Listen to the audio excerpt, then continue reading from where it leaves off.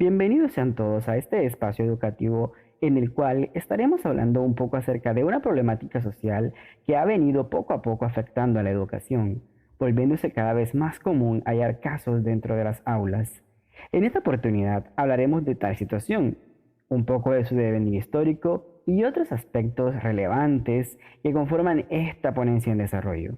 Mi nombre es Luis Molina Gutiérrez, estudiante de la Universidad Popular del Cesar, y me place que te haya interesado este video.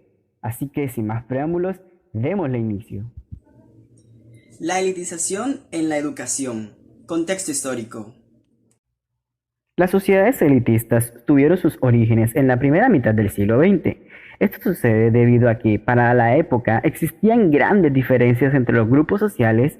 Alrededor del mundo pues predominó la clasificación de esclavos como la posición más baja, y por obvias razones aquí se encontraban las personas con menor aceptación dentro de las aglomeraciones sociales del común, recibiendo malos tratos, vulneración de sus derechos y condiciones de vida nefastas.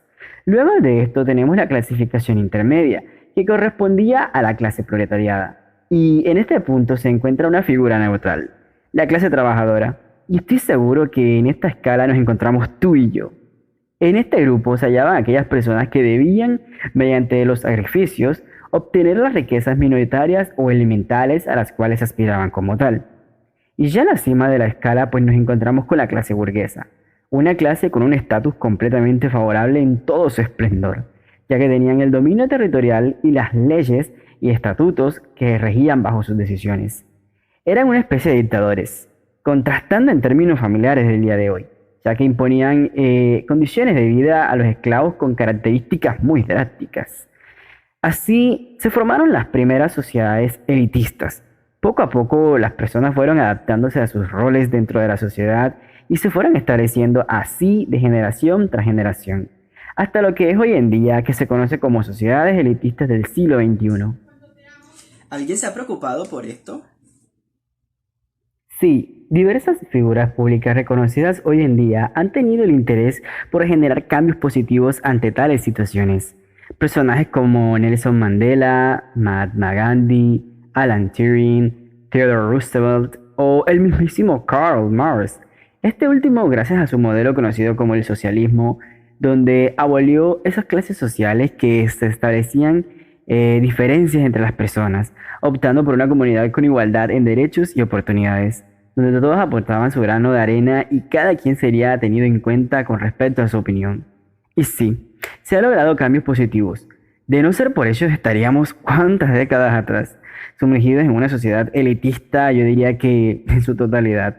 Ahora, el problema no termina aquí. El problema fue que se extendió hacia una de las variantes de desarrollo social y es el epicentro de nuestro vídeo. ¿Se puede hablar de acciones elitistas dentro de la educación? Lastimosamente sí. Es evidente que al formarse familias elitistas, también habrán niños elitistas en esos senos.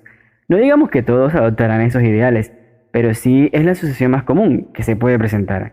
Los niños irán a sus escuelas con estas ideas y querrán replicarlas en un proceso de imitación. Obviamente, los niños imitan a los que sus familiares hacen. ¿Y a qué consecuencias puede llevar esto? Exacto, a una situación similar a la que se vive en la sociedad en general. Existirán diferencias entre los estudiantes variando en diferentes aspectos como la cultura, la raza, las creencias religiosas, entre otras. Y tal parece indicar que son variables de menor consideración si lo comparamos con el aspecto socioeconómico. Y bueno, aquí está el foco de la problemática, ya que se generarán discrepancias a nivel del sistema educativo y a nivel de convivencia dentro de las aulas. Retomando ese primer aspecto que tenemos, se trata de la educación pública versus la educación privada, existiendo cierto debate entre cuál de las dos es de mejor calidad.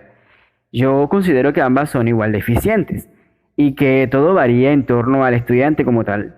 Tenemos el caso de un estudiante que, aunque se encuentra en un colegio privado y se suponga que acceda a una educación de mejor calidad, puede darse esas condiciones.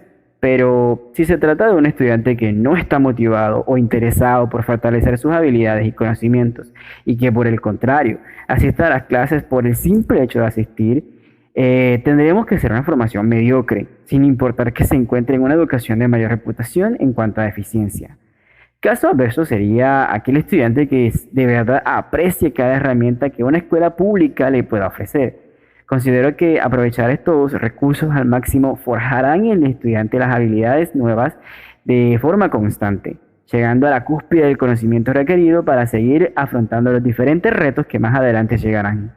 Este estudiante tendrá una reputación más baja debido a que se ha preparado en una escuela pública, en una escuela que ofrece entre comillas, formación básica.